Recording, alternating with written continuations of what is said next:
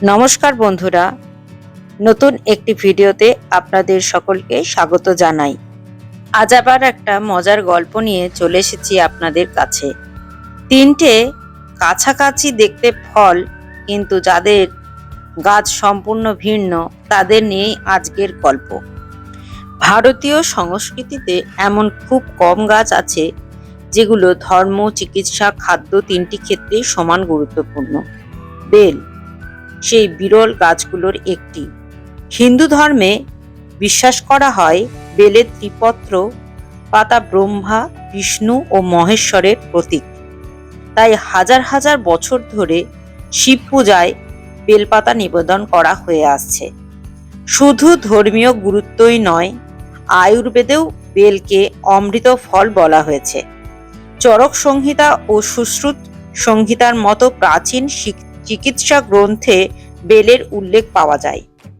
Bell গাছ খুব ধীরে ধীরে বড় হয়, কিন্তু একবার পরিণত হলে বহু দশক ধরে ফল দিতে পারে।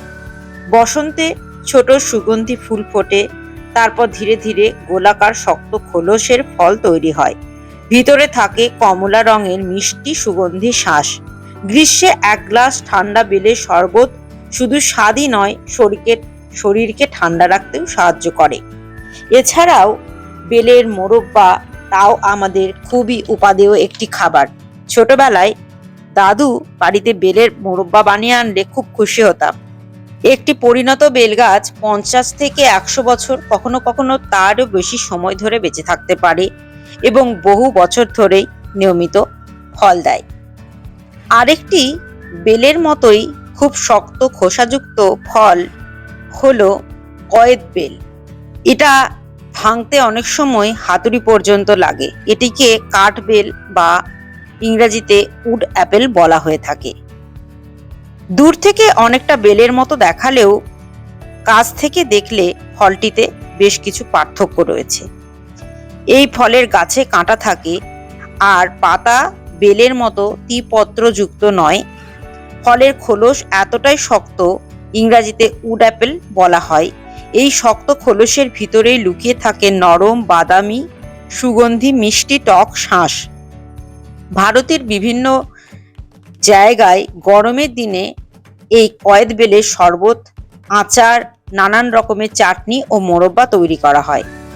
এছাড়া ভেষজ চিকিৎসায় হজম শক্তি বাড়াতেও কখনো কখনো কয়েদ বেলের ব্যবহার হয়ে থাকে। বেল এবং কয়েদ বেল উভয় গাছেরই আদি নিবাস ভারতীয় উপমহাদেশে। গাছের পাশাপাশি ফলের স্বাদে এবং তার বিভিন্ন উপাদানেও পার্থক্য রয়েছে বেল এবং কয়েদ বেলের মধ্যে। এবার আসি আজকের ভিডিওর সবথেকে আকর্ষণীয় অংশে। আপনারা হানিবেল বলে কোনো গাছের নাম শুনেছেন বা কোনো ফল দেখেছেন? শান্তিনিকেতনের পাশে আমার কুটিরে একটি হানিবেলের গাছ রয়েছে। যদিও এই হানিবেল কথাটি কিন্তু একটি প্রচলিত কথা। আসলে গাছটির নাম হলো ক্যালাবাস। এই বিশাল আকার বেলের মতো দেখতে কাণ্ড থেকে ঝোলা ফলের গাছটি হলো ক্যালাবাস, যা নিয়েই আজকে একটু গল্প করি। আসলে ক্যালাবাস কিন্তু বেল বা কয়েদ বেল গাছের কোনো আত্মীয় নয়, একটি সম্পূর্ণ ভিন্ন ধরনের গাছ। এটির আদি নিবাস মধ্য ও দক্ষিণ আফ্রিকা, কিন্তু পরবর্তীতে এটি পৃথিবীর বিভিন্ন জায়গাতেই ছড়িয়ে পড়ে।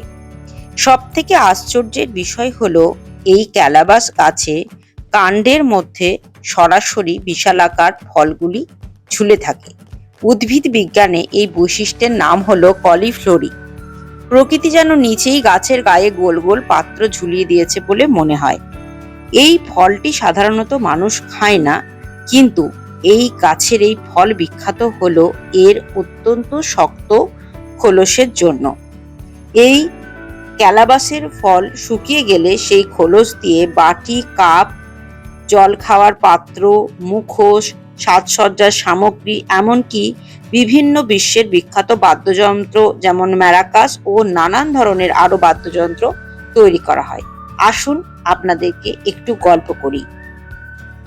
হাজার হাজার বছর আগে যখন ছিল না প্লাস্টিক, তখন মধ্য ও দক্ষিণ আমেরিকার মানুষ ক্যালাবাসের খোলা শক্ত খোলা তাতেই প্রাকৃতিক বাটি বা বোতল হিসাবে ব্যবহার করে তরল জিনিস রাখতেন। এছাড়াও এটি দিয়ে নানান ধরনের বাজনা বানানো হতো। আজও ক্যারিবিয়ান, মেক্সিকো, দক্ষিণ আমেরিকার অনেক আদিবাসী সম্প্রদায় ক্যালাবাসের খোল দিয়ে দৈনন্দিন ব্যবহার্য বিভিন্ন জিনিস তৈরি করে থাকেন। ক্যালাবাস গাছের আদি নিবাস মধ্য ও দক্ষিণ আমেরিকা হলেও বর্তমানে এটি ভারত, শ্রীলঙ্কা, বাংলাদেশ, থাইল্যান্ড ও অন্যান্য উষ্ণমণ্ডলীয় দেশে শৌখিন ও উদ্যানজাত গাছ হিসাবে লাগানো হয়। এই গাছটি 6 থেকে 10 মিটার পর্যন্ত লম্বা হয়। পাতাগুলো ছোট, চকচকে এবং ডালের গায়ে গুচ্ছাকারে জন্মায়। এই গাছের সবথেকে অদ্ভুত বৈশিষ্ট্য হলো এই গাছের ফুল ও ফল সরাসরি কাণ্ডে ধরে।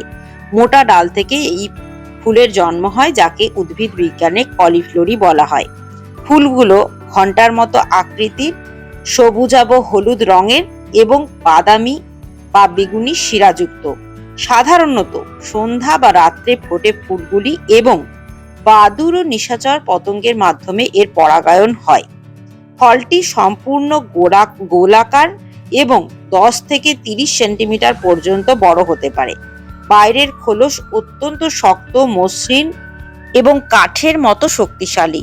ভেতরের শাঁস সাদা অবস্থায় নরম থাকলেও পরিণত হলে কালচে বাদামি আঁশযুক্ত, কিছুটা তেতো স্বাদের হয়।